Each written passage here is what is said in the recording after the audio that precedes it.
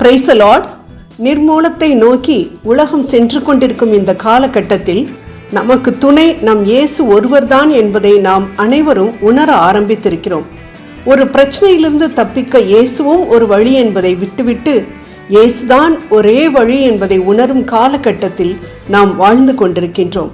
அவர்தான் நமக்கு எல்லாம். நம் கண்கள் மருத்துவர் மேல் அல்ல, நம் அன்பர் இயேசுவின் மேல் பதியட்டும். வானத்தையும் பூமியையும் அனைத்து உயிர்வாழ் இனங்களையும் தம் வார்த்தையால் படைத்த நம் ஆண்டவர் மிக பெரியவர், வல்லவர், வல்ல காரியங்களை சுலபமாக செய்து முடிப்பவர்.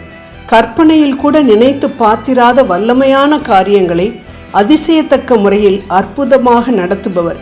எதன் மேல் அவருக்கு வல்லமை உண்டு? மனிதனின் வல்லமையின் மேல்.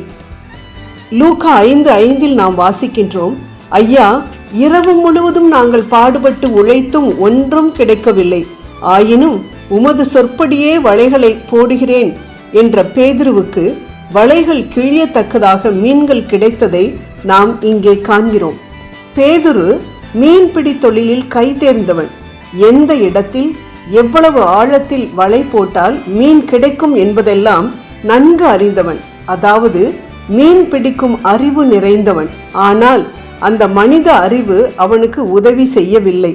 மாறாக இயேசுவின் வார்த்தைப்படி அவன் நடந்து கொண்ட பொழுது, அதாவது தன் மனித அறிவை புறம்பே தள்ளிவிட்டு தேவனின் வார்த்தையை நம்பி செயலாற்றிய பொழுது அற்புதத்தை கண்டான்.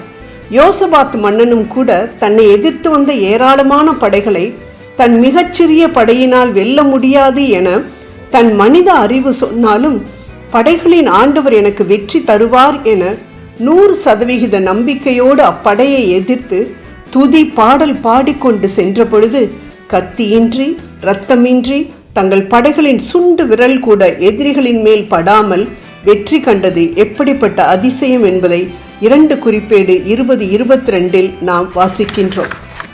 அன்பானவர்களே, நாமும் கூட நமது வாழ்வில் அநேக இடங்களில் நம் மனித முயற்சிகள், நமது பணம், பதவி, படிப்பு, அந்தஸ்து நமக்கு உதவாமல் போனதை உணர்ந்திருக்கிறோம். இப்பொழுதும் கூட நம் தேவன் நம்மோடு பேசுவது, பறந்து விரிந்து கிடக்கும் நான் உருவாக்கிய இப்பிரபஞ்சத்தில் ஒரு புள்ளி போல காணப்படும் பூமியில் ஒரு கடற்கரையின் மணலுக்கும் கீழாய் தூசி போல இருக்கும் நீ உன் அறிவை, உன் பணத்தை, பதவியை குறித்து மேன்மை பாராட்ட உனக்கு என்ன தகுதி இருக்கிறது?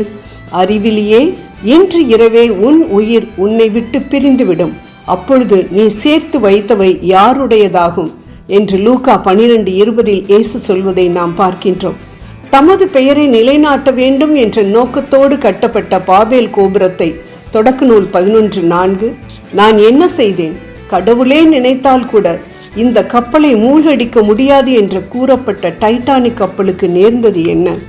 செருக்குற்றோரை இகழ்ச்சியுடன் நோக்குகிறார் என்று யாக்கோபு 4:6 நாம் வாசிக்கின்றோம். நான், எனது என்று நாம் நம்மை குறித்து உயர்வாக பேசும் பொழுது, மனிதா, நீ பெருமையினால் விழுந்த லூசிஃபரின் கூட்டத்தில் இணைகிறாய் என்பதை மறவாதே என்று ஆண்டவர் கூறுவதை நாம் உணர முடிகிறது.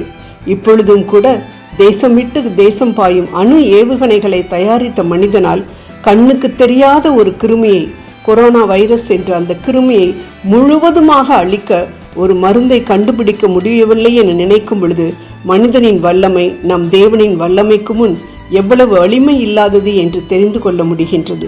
ஆகவே நமது வெற்றிகளை குறித்து நாம் பேசும் பொழுது, ஆண்டவரின் கிருபையினால் இந்த வீட்டை கட்டினேன், தெய்வ கிருபையினால் எனது மகனுக்கு நல்ல வேலை கிடைத்தது, ஆண்டவருடைய தயவினால் நாங்கள் சந்தோஷமாக இருக்கிறோம் என அனைத்திலும் தேவனை உயர்த்துவோம். அவரை எவ்வாறு நாம் மகிமைப்படுத்துகின்றோமோ அந்த விதமாக அவர் நம்மை மகிமைப்படுத்துவார் என்பதில் சந்தேகம் இல்லை. ஜெபம் செய்வோம். மனித வல்லமையை மேற்கொள்ளும் வல்லமை படைத்த எம் இறைவா, நாங்கள் உம்முன் வெறும் தூசி என்பதை மனதில் கொண்டு தாழ்மையோடு நடக்க கிருபை புரியுமாறு இயேசு கிறிஸ்துவின் இனிய நாமத்தில் உம்மிடம் வேண்டுகிறோம் ஜீவனுள்ள பிதாவே, ஆமென்.